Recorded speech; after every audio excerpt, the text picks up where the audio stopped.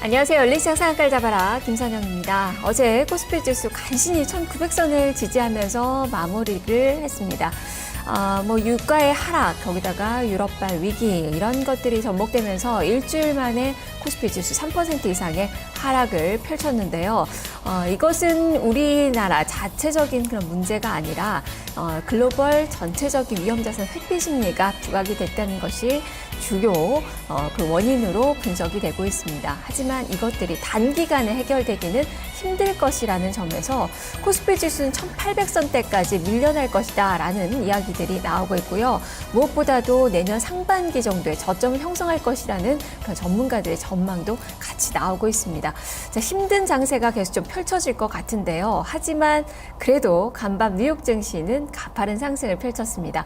오늘 시원스러운 반등 예상을 해볼 수 있을지 함께 살펴보도록 하죠. 자, 열린시장 상한가를 잡아라 지금부터 출발합니다. 먼저 개장 전 주요 뉴스부터 보겠습니다. 원수경 기자입니다.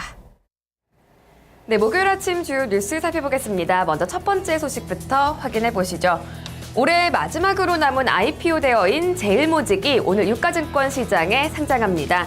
이 제일모직은 지난주 공모주 청약에 무려 30조 원의 자금이 몰렸었는데요. 그 경쟁률도 200대 1에 육박을 했습니다. 공모가는 5만 3천 원으로 이 공모가의 90%에서 200% 사이에서 시초가가 결정될 예정입니다. 제일모직에 대한 증권사들의 목표 주가 대체로 10만 원 안팎인데요. 최고가로는 이 공모가를 2배 이상 웃도는 12만 5천 원까지 제시되기도 했습니다. 제일모직은 이재용 삼성전자 부회장이 25%의 지분을 가지고 있고요. 이 부회장과 이건희 삼성전자 회장 등 오너 일가의 지분이 45%를 넘기는 회사인데요. 삼성그룹의 지배구조 정점에 있는 회사이기도 합니다. 이 제일모직 상장에 이어서 삼성전자를 인적 분할하고 여기서 나눈 삼성전자 홀딩스와 제일모직을 합병해서 삼성 지주회사를 설립한다는 시나리오가 가장 유력하게 받아들여지고 있습니다. 이어서 두 번째 소식 보겠습니다. 어제 미국에서는 미국의 중앙은행인 연방준비제도의 올해 마지막 통화정책회의가 막을 내렸습니다. 상당기간 초저금리라는 문구의 삭제 여부에 관심이 쏠렸었는데요. 이 문구는 사라졌지만 인내심이라는 표현을 대신 사용하면서 비둘기파적 입장을 재차 확인했습니다. 연준은 기준금리를 현행 0에서 0.25%로 동결했는데요. 통화정책 기조 정상화하는 데에는 인내심을 가질 수 있다라고 밝혔습니다. 이와 함께 또 다네 델런 연준 의장은 앞으로 최소 2차례 통화정책회의에서 기준금리 인상은 없을 것 같다라고 이야기를 하기도 했습니다. 이에 따라 뉴욕 증시에서 다우존스 지수는 1.7% 급등했고요. 나스닥 지수와 S&P 500 지수는 2% 넘게 뛰었는데요. 이런 미국발 호재 오늘 우리 증시도 받아서 그 영향 이어갈 수 있을지 주목해봐야겠습니다. 네, 다음 소식은 이케아 소식입니다. 이 가구 공용인 이케아의 세계 최대 매장인 광명점이 오늘 정식으로 오픈합니다. 이 연면적만 13만 1,550제곱미터에 달하는 초대형 매장인데요. 가구와 침구, 생활과 주방용품 등 8,600여 가지 상품을 판매합니다. 이케아는 오픈 전부터 국내 가구업체를 고사시킬 거라는 우려를 몰고 왔는데요. 이 밖에도 가격 논란과 중소업체와의 상생 문제 등 여러 가지 논란을 일으킨 바 있습니다. 이케아의 공식 오픈에 맞춰서 국내 업체들에는 어떤 영향이 있을지 이 점도 잘 살펴보셔야겠습니다. 네, 그리고 애플 관련 소식도 보겠습니다. 애플이 내년에 출시하는 아이폰과 아이패드의 D램 용량을 현재보다 2배 정도 늘릴 걸로 알려졌습니다.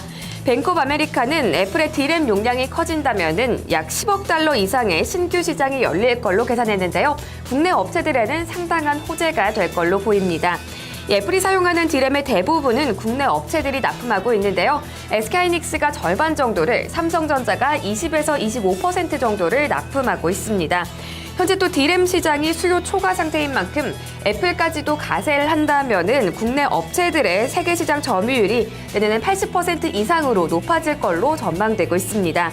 이와 함께 애플의 영향으로 D램 가격이 올라간다면은 이 중국 스마트폰 업체들이 사용하는 D램 가격도 상승하게 되면서 원가 부담이 커지게 되는데요. 한국 스마트폰 업체들의 반사 이익을 안겨줄 수도 있다는 분석까지도 제시되고 있습니다. 이어서 마지막 소식까지 확인해 보겠습니다. 동부로봇이 중국 업체에 팔릴 걸로 보입니다. 동부그룹의 지주회사 격인 동부 CNI는 어제 동부로봇의 매각 우선 협상 대상자로 중국 업체인 리드드래곤 컨소시엄을 선정했다고 밝혔습니다.